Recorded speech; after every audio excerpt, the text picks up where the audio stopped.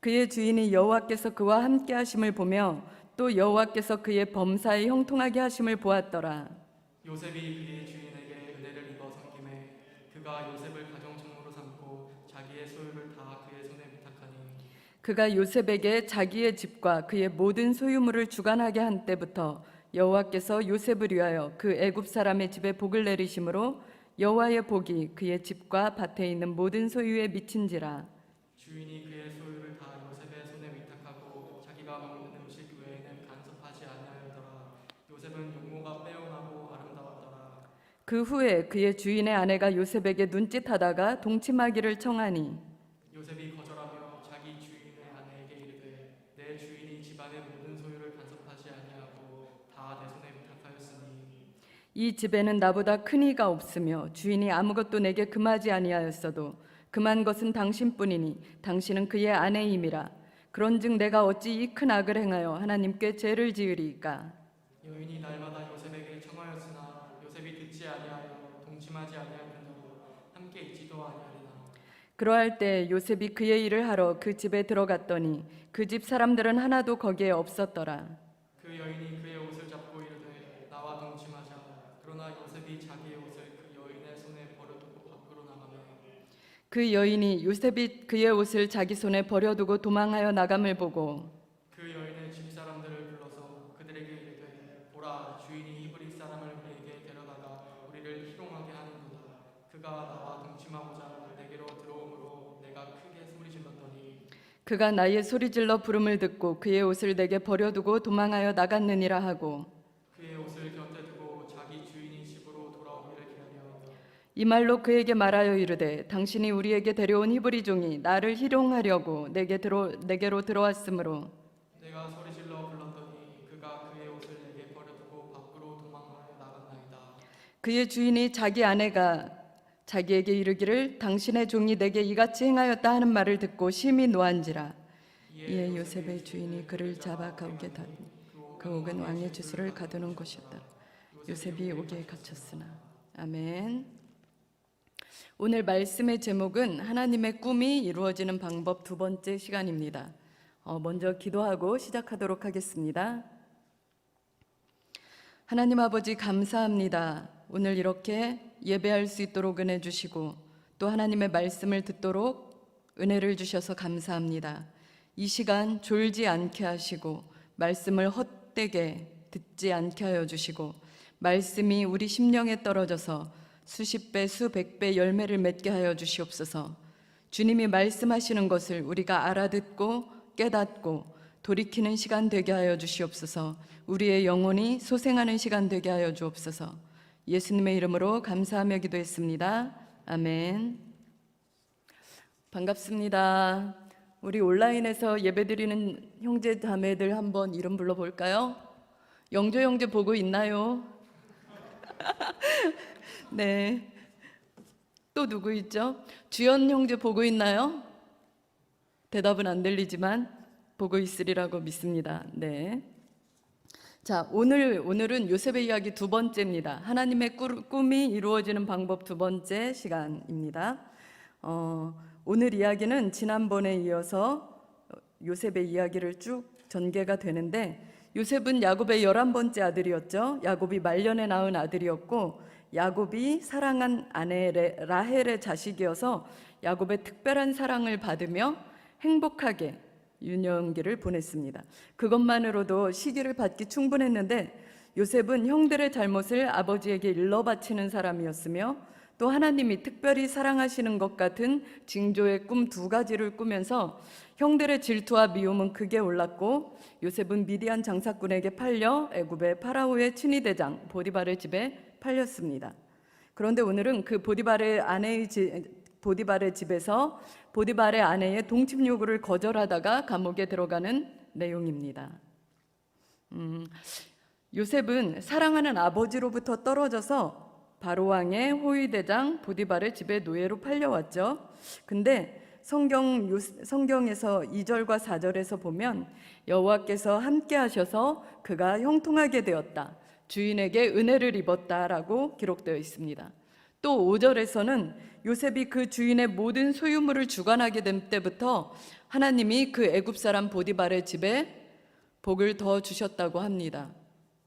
동업을 하려면 하나님을 잘 섬기는 사람들과 해야 될 것 같아요.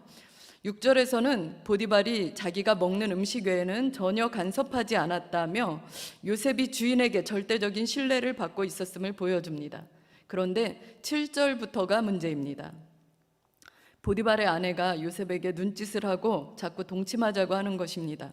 요셉의 나이가 17세쯤이었으니까 보디발의 아내인 안주인 여자가 동침을 하는 것에 굉장히 호기심도 많고 또 거부감도 있었을 것 같고 막 그랬을 것 같습니다. 요셉은 일단 8절에서 거절했습니다. 아주 정중하게 거절합니다. 당신은 주인의 소유이고 당신과 부적절한 관계를 맺는 것은 주인의 권한을 침해하는 것이기 때문에 그런 악을 행하지 못하겠다고 합니다. 이렇게 얘기하죠. 거기에서 또 내가 어찌 이 큰 악을 행하여 하나님께 죄를 지으리이까 하며 어려서부터 들어왔고 믿어왔던 하나님을 의식하며 행동하고 있습니다. 코람데오, 하나님 앞에서 실천하고 있는 거죠. 요셉은 하나님도 경외하고 있었고 또 자신을 믿어주고 있던 상사인 보디발에 대해서도 신의를 지키려고 했던 것으로 보입니다. 하지만 그 안주인 여자가 문제입니다. 그녀는 막무가내입니다. 그 여인이 날마다 동침하기를 청하였다고 하니 한두 번 요청한 것은 그러다가 그만둔 것은 아닌 것 같습니다. 죄의 유혹은 이렇게 쉽게 끝나지 않고 매우 끈질깁니다.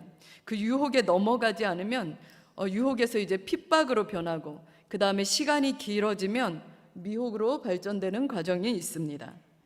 그러던 어느 날 그 여자는 요셉의 옷을 잡고 늘어집니다. 아무도 없었다고 기록되어 있는 걸로 봐서 여자는 요셉에게서 어떤 남성의 정욕이 끌어오르기까지 온갖 방법으로 유혹을 시도하고 있었을지도 모르겠습니다. 여기서 또 하나 기억할 점은 죄를 바라보며 죄 근처에서 머뭇머뭇하는 것은 죄를 방조하고 그 죄가 자신을 범해도 상관없다고 자신을 내어주는 것이 된다는 점을 기억해야 합니다. 마치 고깃집에 간 사람이 고기 냄새가 배는 것을 막지 못하는 것과 같습니다. 죄는 단호하게 거절해야 합니다. 그리고 거절이 먹히지 않으면 그런 상황에서는 요셉처럼 미래를 걸고 죽음을 걸고 도망치는 것이 오히려 현명한 방법입니다. 이제 여인은 요셉의 옷을 낚아채고 소리를 지르며 거짓말을 합니다. 이 요셉이 자기를 범하러 들어왔다가 자기가 소리를 지르니까 옷도 벗어놓은 채로 허둥지둥 나갔다는 것입니다. 이 여자의 거짓말에 화가 난 주인 보디발은 요셉을 당장 감옥에 가두었습니다. 이 내용이 오늘 우리가 묵상할 나눌 본문입니다. 우리는 이 사건에서 무엇을 생각해 보아야 할 것인가요? 성경이 우리에게 주는 교훈은 무엇인가요? 첫째로 인생은 내가 계획한 대로 풀리지 않는다는 것입니다. 우리는 악한 사람들의 악한 행동을 통하여 또는 드러나지는 않았더라도 나에게 해롭도록 작용하는 수많은 사건과 사고로 인하여 우리가 정말 원하지 않는 위치에 정말 원하지 않는 이름으로 놓여질 때가 있다는 것입니다. 성경도 이렇게 말씀하십니다. 예레미야 10장 23절에 보면 여호와여 내가 알거니와 사람의 길이 자신에게 있지 아니하니 걸음을 지도함이 걷는 자에게 있지 아니하니이다. 걸음을 걷는 사람의 의사에 놓여 있지 않다는 것입니다. 또 잠언 16장 9절에선 이렇게 얘기합니다. 사람이 마음으로 자기의 길을 계획할지라도 그의 걸음을 인도하시는 이는 여호와시니라. 이렇게 말씀하죠. 그나마 이 두 번째 말씀을 들으면 위로가 됩니다. 우리의 인생의 걸음을 인도하시는 분이 악한 자가 아니라 우리를 사랑하시는 우리의 아버지 되신 하나님이시니까 말입니다. 아무튼 이러한 상황으로 요셉은 옥에 갇혔습니다. 요셉이 아주 가끔씩이라도 자신의 미래를 상상해 보기라도 하는 청년이었다면 그의 미래는 이제 처참하게 망가진 것을 알고 절망했을 것입니다. 그리고 아주 정말 더러운 이름 부녀자 강간 미수범 또는 성폭행범으로 옥에 갇힌 것입니다. 17세의 나이에 부녀자 강간범이라는 부녀자 강간범이란 호칭을 듣게 된 요셉은 정말 억장이 무너졌을 것입니다. 자신은 하나님 앞에 정직하려고 했고 자신을 믿어준 주인에게 최선을 다해 충성을 하려고 했는데 그렇게 믿어준 주인의 아내를 범하려 하다니. 파렴치에도 그렇게 파렴치한 범이 없습니다. 굉장히 부끄럽죠. 강간미수범. 여러분이 이런 이야기를 들으면 기분이 어땠겠습니까? 그냥 기분 더럽다라고 끝나지는 않았을 것입니다. 농담으로 들었으면 화가 났겠죠. 그런데 17세 고1 학생의 나이로 강간미수범인데 게다가 주인이 아주 믿어주고 신뢰했는데 그런 못된 짓을 시도한 사람이 된 것입니다. 요셉은 아마 죽고 싶었을 수도 있겠습니다. 하루 고된 하루를 끝내고 누우면 우느라 뜬 눈으로 밤새우는 날들도 있었을 것입니다. 성경은 요셉이 어떻게 지냈는지에 대해 특별히 말하지 않습니다. 하지만 요셉이 일반 사람들이 다 겪었을 그 수많은 감정의 폭풍과 괴로움들을 다 그대로 겪었을 것이라고 보입니다. 옳은 일을 하다가 감옥에 다녀오는 사람들도 있습니다. 우리나라에도 민주화를 위해 투쟁하다가 감옥을 다녀온 사람들이 있습니다. 하지만 그들은 시대가 바뀌면서 다 복권되었고 그들이 감옥을 다녀온 것은 오히려 그들에게 훈장이 되었습니다. 그런데 요셉은 어떠합니까? 죄목이 자기를 믿어주는 주인의 아내를 성폭행하려다 감옥에 들어간 것이 아닙니까? 그것이 누명이었음이 밝혀지더라도 별로 위로가 되지 않아요. 그 누명은 하나님을 경외하는 크리스찬 청년이라는 가정을 하면 더 크게 느껴집니다. 크리스찬 청년이 그런 죄목을 누명으로 썼다. 그가 하나님을 잘 믿었을수록, 하나님 앞에 성결한 마음을 가지고 있었을수록 그의 고통은 더욱 심했을 것입니다. 하나님 앞에, 사람들 앞에 바로 선 사람, 그리고 조금이라도 좋은 사람이 되고 싶었을 그 크리스찬 청년의 인생은 그렇게 접힙니다. 여러분들은 이때 어떻게 했을 것 같은가요? 요셉은 감옥에서 날마다 울며 간절히 기도했을지 모르겠습니다. 형들의 속임수를 아버지가 알아채도록, 형들이 양심의 가책을 느껴서 아버지한테 이실직고 하도록, 그리고 아버지는 자기를 찾아 나서서 결국은 자기를 찾아내도록 정말 열심히 기도했을 수 있습니다. 또 보디발의 아내가 자신의 잘못을 보디발에게 뉘우치고 털어놓고, 그리고 자기를 보디발이 감옥에서 꺼내어 주기를 간절히 울며 불며 기도했을지도 모르겠습니다. 자신의 엉망이 된 이 환경을 바로잡아 달라고, 이 죽음과 같은 환경에서 꺼내달라고, 범죄자들만 모여있는 이 소망 없는 감옥에서 자신을 꺼내달라고 간절히 부르짖었을지 모르겠습니다. 그런데 성경은 이렇게 말씀하십니다. 시편 105편 17편 17절부터 19절에 말씀이 이렇게 되어 있습니다. 그가 한 사람을 보내셨으며 요셉이 종으로 팔렸도다. 그의 발은 착고를 차고 그의 몸은 쇠사슬에 매였으니 곧 여호와의 말씀이 응할 때까지라. 그의 말씀이 그를 단련하였도다. 19절 다시 한번 볼까요? 곧 여호와의 말씀이 응할 때까지라. 그의 말씀이 그를 단련하였도다. 여호와의 말씀이 응할 때까지 요셉이 발에 착고를 차고 쇠사슬에 매여 있었다는 것입니다. 즉 요셉의 발이 착고에 매이고 쇠사슬에 매인 것, 요셉이 노예로 팔리고 감옥에 있는 이 모든 것이 모두 하나님의 말씀이 이루어지기까지 하나님이 이루신, 하나님이 조성하신 환경이라는 것입니다. 벗어나고 싶었던 환경, 그래서 날마다 울며 불며 바꿔달라고 기도했던 이 환경, 날마다 자신을 돌아보며 탓할 수밖에 없었던 그 환경, 정말 걷어달라고 기도했던 그 환경, 이 환경의 조성자가 하나님이시라는 겁니다. 매일 밤 살려달라고, 제발 좀 살려달라고, 이거 정말 아니라고, 이러시면 정말 안 된다고 울부짖으며 도움을 청했는데 알고 보니 그 환경을 만든 이에게 그것을 없애달라고 조르고 있었다는 것입니다. 이런 일이 요셉에게만 일어난 것은 아닙니다. 이런 일은 하나님의 아주 특별한 사랑을 받은 우리 지체들에게도 종종 일어나고 있습니다. 그리고 저에게도 일어났었죠. 정말 빠져나가고 싶었던 환경, 이것만은 아니지 했던 그 환경에 하나님이 우리를 놓아두십니다. 그리고 아무데도 가지 못하도록 그 굳건한 팔로, 그 전능하심으로, 그 성실하심으로 계속 놓아두십니다. 하나님이 허락한 훈련이 다 마쳐질 때까지 굳건하게 지키고 계신 것입니다. 언제까지요?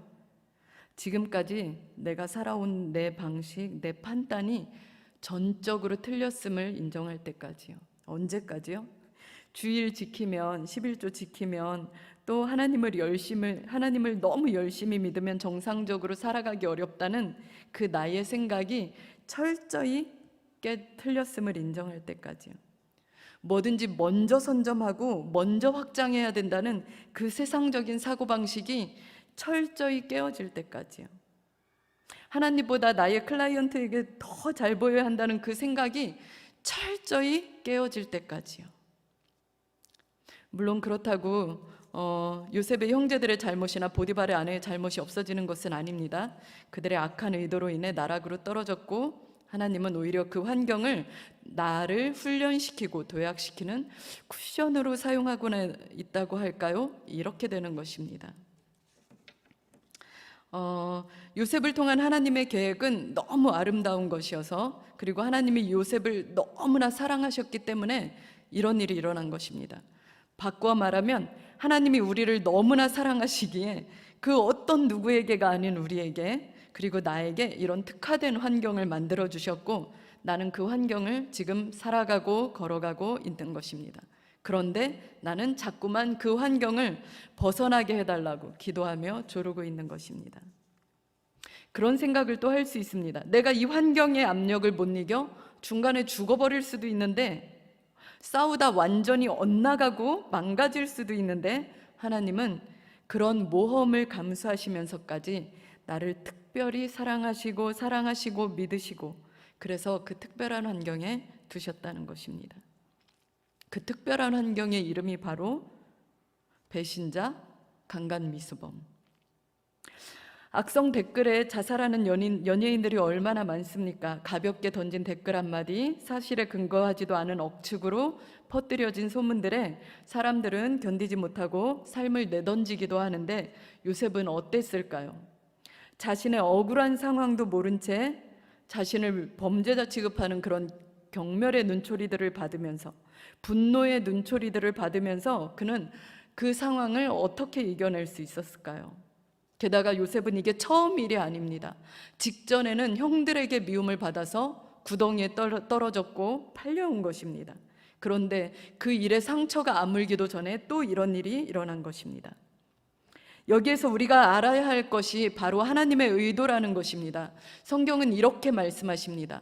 잠언 17장 3절에 보면, 도가니는 은을, 풀무는 금을 연단하거니와 여호와는 마음을 연단하시느니라.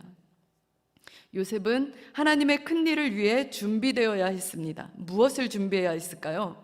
하나님이 갑자기 요셉을 회복시키셨을 때, 요셉을 통해 하나님의 계획이 하나하나 이루어져 갈 때 쏟아질 수많은 사람들의 시기, 질투, 비난, 공격을 이겨낼 강한 마음의 담력이 필요했던 것입니다. 그것을 어디서 배우나요? 가장 낮은 위치에서, 가장 억울한 위치에서 지금 배우고 있는 것입니다. 그러면 왜 하나님은 수많은 훈련 중에 그런 마음 훈련을 먼저 시키실까요? 그것은 사람의 생명이 마음먹기에 달려있기 때문입니다. 잠언 4장 23절은 이렇게 말씀하십니다. 모든 지킬 만한 것 중에 더욱 내 마음을 지키라. 생명의 근원이 이에서 남이니라. 그래서 하나님은 환경을 악화시키는 훈련과 함께 동시에 진행하시는 것이 마음을 훈련하시는 것입니다. 하나님의 꿈을 이뤄야 할 요셉이 때가 차서 회복되어 총리가 되었는데, 그를 크게 시기 질투하는 사람들이 만든 거짓 소문을 듣고 만약에 상심해서 자살해버린다거나 모든 의욕을 잃어버리고 하나님이 맡기신 일을 내팽개치거나 하면 어떻게 되겠습니까? 지금 이 자리에도 다른 사람들의 부주의한 말에, 또 악성 루머들에 큰 상처를 입어서 아직도 힘든 사람이 있을 것입니다. 그렇다면 그분들은 하나님이 먼저 마음을 연단하고 계시구나 라고 생각하고 힘을 내시기 바랍니다. 하나님이 당신을 잊으셨거나 버리신 게 아니라 하나님이 당신을 더욱 특별한 방법으로 사랑하고 계신 것임을 깨닫길 바랍니다. 그래도 정말 억울해서 못 참겠습니까? 원수 갚는 것은 하나님께 있습니다. 이 원수를 갚아주십시오. 하나님께 기도해 보십시오. 당신이 무죄하고 억울한 일을 당한 것이면 하나님이 얼마 안 있어 그 기도를 놀랍게 들어주시는 것을 볼 것입니다. 저에게도 그런 일이 있었습니다. 한 번은 너무나 억울한 일을 당했는데 그 억울한 일을 당한 날이 크리스마스였어요. 크리스마스 너무 행복하고 좋은 날 아닙니까? 좋은 사람과 좋은 시간을 보내도 마땅치 않은데 너무나 충격적이고 억울한 일이 크리스마스에 닥쳤습니다. 너무 처참한 일을 당해서 나름 강심장인 저도 3일 정도를 일어나지 못하고 집에 누워만 있었습니다. 아무런 생각도 할 수 없어서 그냥 죽은 듯이 누워서 숨만 쉬고 있었습니다. 이 원수를 갚아주옵소서 이런 기도 떠오르지도 않아요. 그런데 어떻게 그냥 대처할 줄 모르고 그냥 죽어라고 힘들기만 했습니다. 그런 시간들이 이렇게 지났고, 그리고 저도 그 사건을 잊었습니다. 그리고 한 3년 정도가 지났어요. 근데 어느 날 우연히 듣게 되었습니다. 그 사람이 나에게 행했던 그 악한 일 그대로를 그가 그대로 다 받았다는 것을 알게 되었습니다. 그리고 더욱 놀라운 것은 그날이 크리스마스였다는 것입니다. 성경은 이렇게 말씀하십니다. 로마서 12장 19절에 보면 내 사랑하는 자들아 너희가 친히 원수를 갚지 말고 하나님의 진노하심에 맡기라. 기록되었으되 원수 갚는 것이 내게 있으니 내가 갚으리라고 주께서 말씀하시니라. 요점이 이것입니다. 하나님은 우리를 극진히 사랑하심으로 우리가 하나님 억울한 일 당했어요, 원수를 갚아주세요 라고 기도하지 않아도 하나님은 우리 영혼의 탄식을 들으신다는 겁니다. 그리고 우리의 원통함을 풀어주신다는 겁니다. 그런 우리를 사랑하시는 우리 아버지시라는 것입니다. 지금까지 우리는 우리의 인생이 우리의 계획대로 되지 않는다는 것, 그리고 그토록 피하고 싶었던, 벗어나고 싶었던 환경은 하나님이 특별히 조성하신 환경이라는 것, 그 환경을 조성하신 분이 하나님이시라는 것을 나누었습니다. 이후 요셉은 감옥에서 어떻게 지냈을까요? 요셉은 사랑받는 아들에서 점점 희망 없고 무기력한 죄수로서의 삶을 받아들이게 되었을 것입니다. 점점 감옥 생활에 익숙해지고 적응하게 되었을 것입니다. 이제 그는 흉악한 여러 사람들과 함께 살아가는 법, 감옥 생활로 성격 뒤틀리고 까다로워진 죄수들과 함께 살아가는 법, 그 죄수들을 상전으로 모시고 섬겨야 하는 방법들을 터득해내며 살아내게 되었을 것입니다. 그리고 죄를 짓지도 않았는데 감옥에 갇힌 자기와 비슷한 사람들도 여러 보게 되었을 것입니다. 무식하고 못난 사람은 그런대로, 잘난 사람은 또 그런대로, 사이코패스, 소시오패스, 갑질하는 사람, 폭력을 행사하는 사람, 거친 욕설을 쏟아내는 사람, 싸움 거는 사람, 늘 불평하고 원망하는 부정적인 사람, 자해하는 사람, 이런 모든 사람들과 부대껴 살아가는 것, 그들과 함께 참아내며 살아가는 것, 그들과 함께 다투지 않고 서로 공존하며 함께 살아가는 방법을 익혀야만 했을 것입니다. 그리고 자신에게 일어난 수많은 사건들, 사랑했던 아버지, 자신을 팔아넘긴 형제, 그리고 자기를 신뢰해줬던 보디발, 그리고 보디발의 아내, 그리고 그들과의 사건들, 대화들 수없이 곱씹었을 것입니다. 그러면서 여기가 핵심입니다. 여기 한번 볼까요? 크게 얘기할 걸 그랬습니다. 여기 봅시다. 네. 그러면서 그는 점점 알게 되었을 것입니다. 자신이 철없이 형제들을 판단하고 철없이 고자질했던 거, 그런데 아버지가 자기만 너무 사랑하고 있어서 전적으로 그 말을 다 믿어주었던 거, 그래서 자신이 형들에게 미움을 받았던 거, 자, 그래서 그 형들은 자신의 꿈이 이루어질까봐 두려워하고 싫어해서 자신을 팔아넘겼다는 것, 이런 것들을 알게 되었을 것입니다. 그리고 그 사건과 정확하게 대칭을 이루는 사건, 바로 보디발의 아내와의 사건입니다. 요셉이 형들을 판단하고 고자질했던 것처럼 보디발의 아내는 자신을 거짓으로 주인에게 고자질했습니다. 그 다음에 야곱이 요셉을 사랑해서 요셉의 말만 믿어줬던 것처럼 보디발은 자신의 아내의 말만 철떡같이 신뢰하고 자신을 감옥에 보냈습니다. 그렇게 시간이 가는 동안 요셉은 점점 자신의 인생에서 자신의 힘을 빼고 하나님을 바라보게 되었을 것입니다. 하나님의 의도는 그거였습니다. 억울함. 얼마나 쉽게 다른 사람의 일생에 지울 수 없는 상처와 억울함과 분노를 만들어낼 수 있는지를 말입니다. 요셉이 형들의 잘잘못을 아버지께 얘기했을 때 속수무책으로 당하고밖에 있을 수 없었던 그 형제들의 억울함. 요셉의 고자질로 인해 요셉만 철떡같이 믿는 아버지로 인해 그 상황이 어땠는지조차 전혀 묻지 않는 아버지로 인해 요셉의 형제들이 당했을 억울함과 분노가 어떤 것이었는지를 하나님은 요셉에게 일깨워 주시고 계신 것입니다. 자신의 부주의한 행동들이, 자신의 부주의한 언어들이 비록 자기 스스로는 옳은 의도, 좋은 의도, 선한 의도로 시작한 일들이라 할지라도 그것이 의도치 않게 남을 죽이고 힘들게 할 수 있다는 것을 뼛속 깊이 알아가는 시간이 되었을 것입니다. 그러면서 그는 다른 사람들의 아픔과 고통도 볼 수 있는 사람, 다른 사람의 상황도 배려할 수 있는 사람으로 변화되어 갔을 것입니다. 여러 경향을 보이는 수많은 사람들과 함께 살아가며 함께 동역하는 방법을 배우게 되었을 것입니다. 하나님은 요셉 안에, 그리고 우리들 안에 하나님 자신의 꿈을 부어주시고 오늘도 그 꿈을 신실하게 이루어가고 계십니다. 하나님의 꿈이 우리 안에서, 요셉 안에서 이루어져가는 과정에서 우리 안에 있는 여러 잘못된 부분들, 남을 해롭게 하는 부분들, 하나님의 영광을 가리는 부분들을 철저히 찾아서 제거하고 계신 것입니다. 멋진 꿈과 비전을 실현하는 것보다 더 중요한 것이 어떻게 실현해 가느냐입니다. 행복한 가정을 만들겠다며 남편에게, 아내에게, 그리고 자녀들에게 고래고래 소리치며 의무를 요구하고 헌신을 요구하는 방법도 있고, 반대로 행복한 가정을 위해 자신보다는 상대방의 욕구를 채워주며 자신의 욕구와 꿈과 요구를 죽여가는 방법도 있을 것입니다.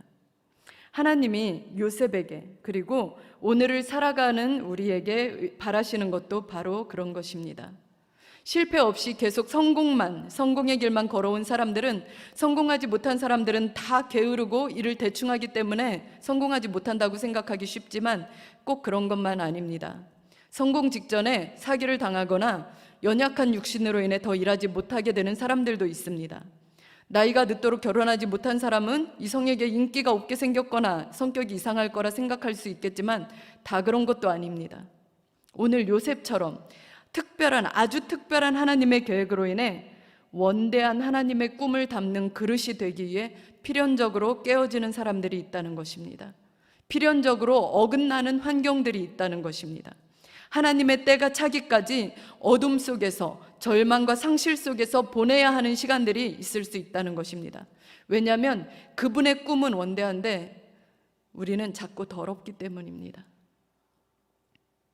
성경은 이렇게 말씀하십니다. 신명기 29장 29절에 보면 감추어진 일은 우리 하나님 여호와께 속하였거니와 나타난 일은 영원히 우리와 우리 자손에게 속하였나니 이는 우리에게 이 율법의 모든 말씀을 행하게 하려 하심이니라. 우리는 형들의 악한 의도, 보디발 아내의 악한 의도밖에 보이지 않아요. 그런데 보이지 않는 부분에 하나님의 놀라운 계획이 숨어 있고 하나님의 놀라운 은혜가 숨어 있다는 것입니다. 또 잠언 16장 4절엔 이렇게 말씀하십니다. 여호와께서 온갖 것을 그 쓰임에 적당하게 지으셨나니 악인도 악한 날에 적당하게 하셨느니라. 우리를 괴롭히고 힘들게 하는 그 악인조차도 하나님이 적당하게 만드셨다는 것입니다.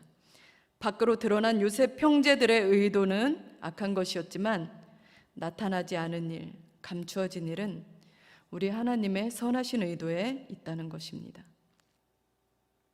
그래서 우리에게 악한 일이 일어난다 하더라도 그로 인하여 실망하거나 좌절하지 맙시다. 절망하거나 생명을 버려야겠다 이렇게 속단하지 마십시오. 잠언 16장 3절에 보면 이 말씀이 있습니다. 너의 행사를 여호와께 맡기라. 그리하면 내가 경영하는 것이 이루어지리라. 우리는 이제 힘을 빼고 하나님의 일하심을 받아들이는 것이 중요합니다. 이왕 깨어질 거면 팍싹 깨어지는 게 좋습니다. 우리 힘을 빼고 하나님의 인도하심을 구합시다.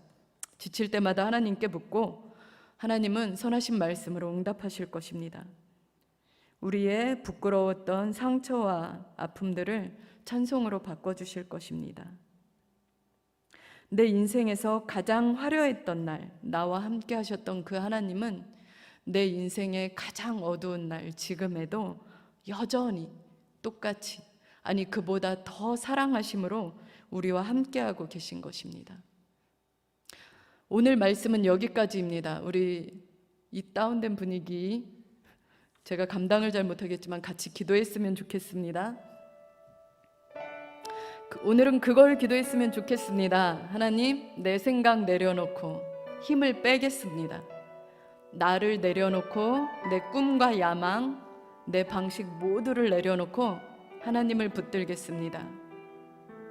내 인생 하나님께 다 올려드렸으니까 이제 내 인생에 어려운 날이 오든지 기쁜 날이 오든지 주님이 알아서 이끌어 가시는 것이라 믿고 그냥 순종하겠습니다.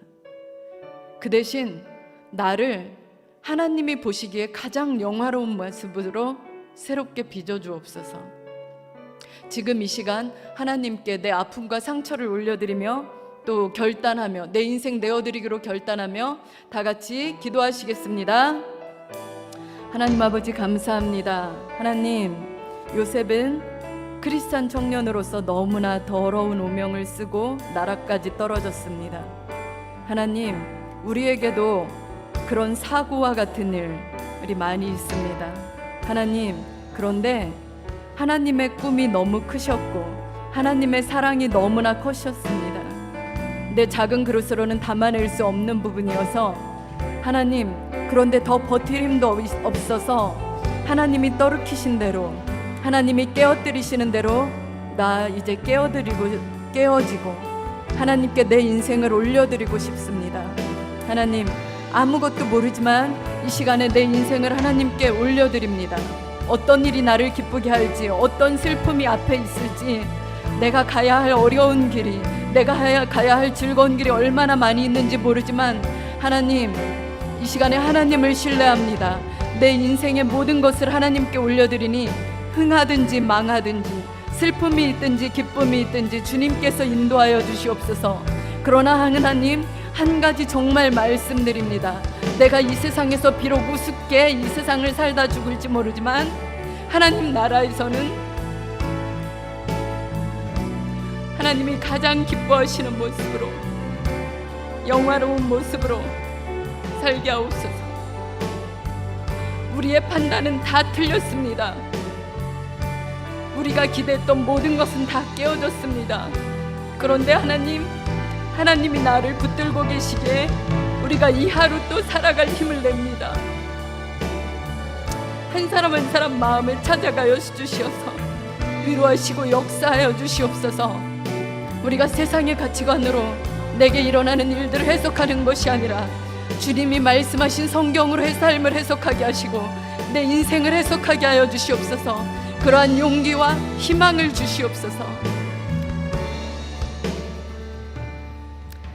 하나님 아버지 감사합니다. 하나님, 우리가 전심전력으로 기울였던 모든 노력이 한 번에 박살날 때가 있습니다. 내 꿈과 미래가 한 번에 부서질 때가 있습니다. 내 잘못이 아닌데, 내 실수가 아닌데 억울하게 궁지로 몰려서 사람들로 인해 너무 힘들었던 때가 있습니다. 그런데 하나님, 요셉을 보니까 하나님이 나에게 뭔가를 요구하셨다는 것을 기억하게 됩니다. 하나님, 우리의 꿈이 클수록, 하나님이 우리에게 주신 꿈이 클수록, 하나님이 우리를 사용하고자 하시는 의도와 사랑이 크실수록 우리가 더 겸비해야 되는데 그렇지 못한 것 죄송합니다. 하나님, 지금 이 시간 우리의 삶을, 우리 형제 자매 지체들의 삶을 주님께 올려드립니다. 앞으로 얼마나 힘든 일이 있을지, 얼마나 좋은 일이 있을지 우리는 알지 못합니다. 이 세상을 어떻게 살아갈지도 장담할 수 없습니다. 그런데 정말 부탁드립니다. 하나님, 우리의 인생이 하나님 앞에서는 정말 영화로운 삶이 되게 하여 주시옵소서. 나중에 하나님 만났을 때 하나님 내 인생 이렇게 멋지게 만들어 주시다니요. 너무 감사합니다. 이러면서 하나님 만날 수 있게 은혜를 주시옵소서. 주님만 믿겠습니다. 따라가겠습니다. 어려운 날이 오든지 슬픈 날이 오든지 원망하지 않고 순종하며 함께 하심을 믿고 따라가겠습니다. 주님, 저희를 놓지 말아 주시고 붙잡아 주옵소서. 예수님의 이름으로 감사하며 기도했습니다. 아멘. 일어나셔서 봉헌하시겠습니다.